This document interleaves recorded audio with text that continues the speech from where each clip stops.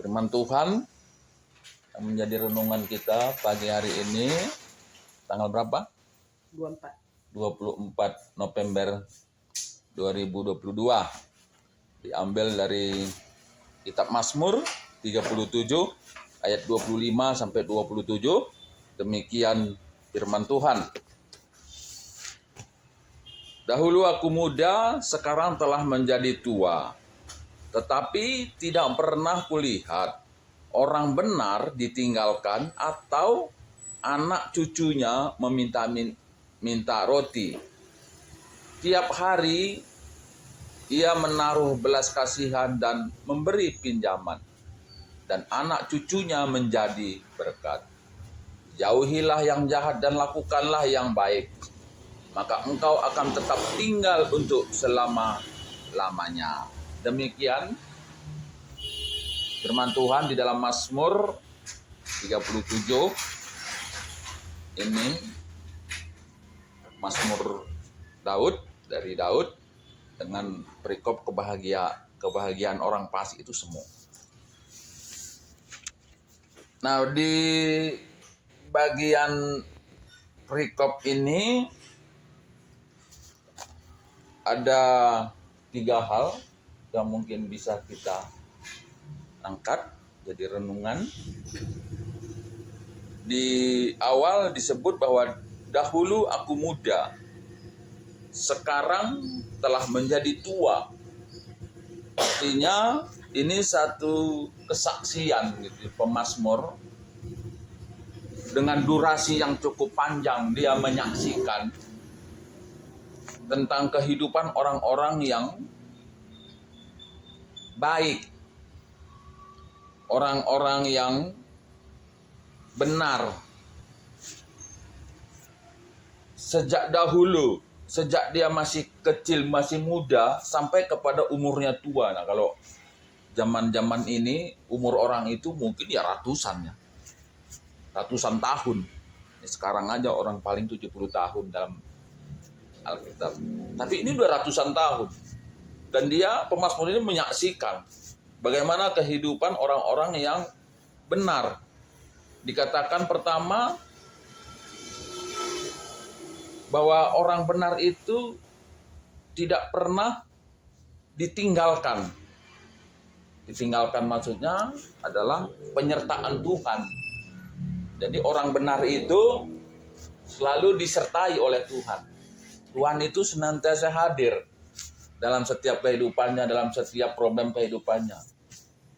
Ya mungkin kalau kita pahami sekarang ini bahwa orang-orang benar itu di sekitarnya itu selalu ada malaikat Tuhan yang berjaga-jaga, yang selalu kita sebut sebelah kiri, sebelah kanan, sebelah depan, sebelah belakang, yang menjaganya.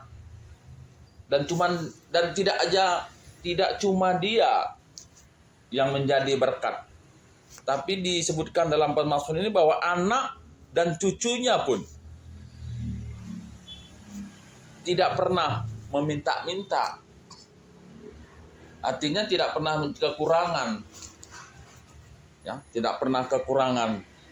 Di sini tidak disebutkan nilai maksimalnya, tapi tidak akan kekurangan, seperti itulah kira-kira.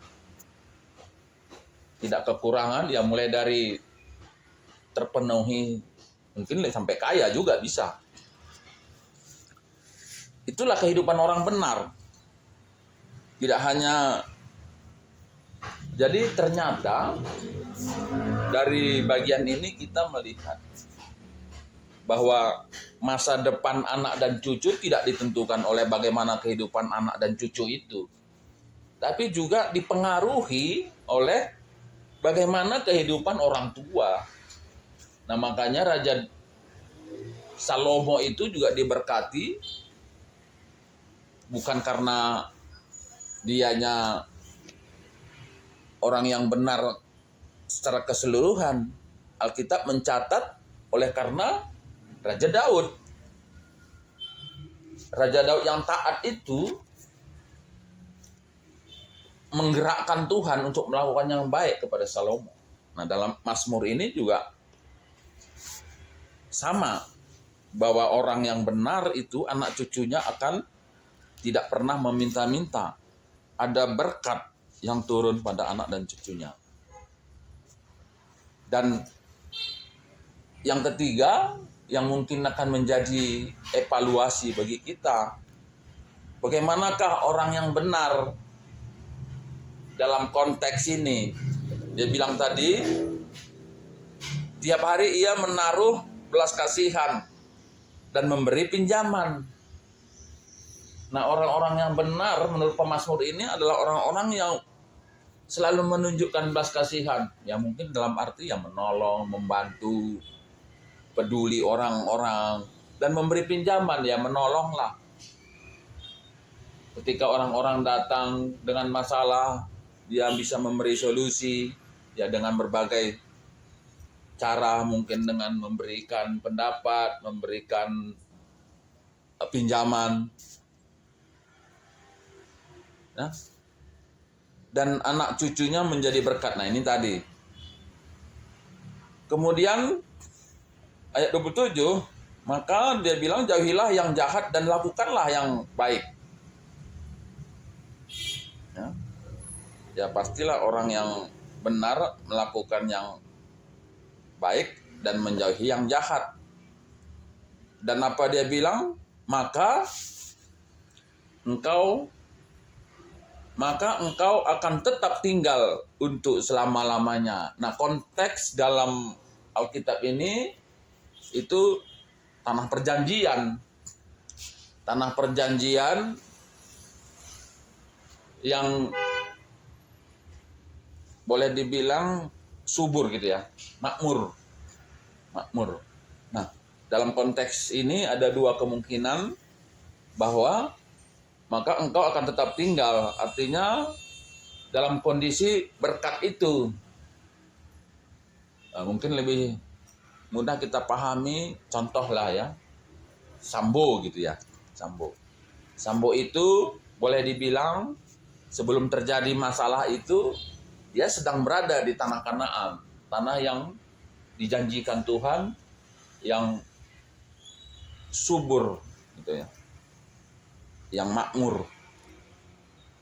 Nah, tapi oleh karena tidak melakukan yang baik, justru dia melakukan yang jahat, maka janji Tuhan tadi, maka engkau akan tetap tinggal, tidak tinggal lagi di situ. Artinya apa yang dia bangun selama ini ya, dengan kehidupan yang penuh dengan madu ya, dalam tanah perjanjian ya dikeluarkan gitu ya, akan diusir ya, akan diusir kalau dalam bahasa Karo. Tapi kesusuran kalau jahat dipelawas keluar dari tanah yang penuh madu dan susu ya, kandungan susu. Nah, kira-kira seperti itu. Maka marilah, terlebih jemaat yang saat ini terberkati, ya seperti itu ya kira-kira, terberkati dengan susu dan madu, maka lakukanlah yang benar dan jangan lakukan yang jahat, supaya tetap tinggal di dalam tanah Kanaan dengan kesuburan tadi. Karena dalam kehidupan saat ini boleh kita lihat, dan kita pun melihat banyak orang yang begitu kelihatan diberkati, tapi ketika sesuatu yang tidak baik, maka berkat itu diambil lagi oleh Tuhan. Dengan konteks dalam Mazmur ini tadi, dikeluarkan, ditarik dari tanah Kanaan yang penuh madu dan susu, dikeluarkan. Dan marilah untuk saat ini, untuk menjadi hidup benar, untuk menjadi orang baik, bukan sesuatu yang mudah, Oleh karena situasional, orang lebih mudah melakukan yang jahat, orang lebih cenderung melakukan yang jahat. Kemudian ada setan juga yang tidak menginginkan orang hidup benar. Untuk itu, marilah kita selalu mendekatkan diri kepada Tuhan dengan firman-firman-Nya.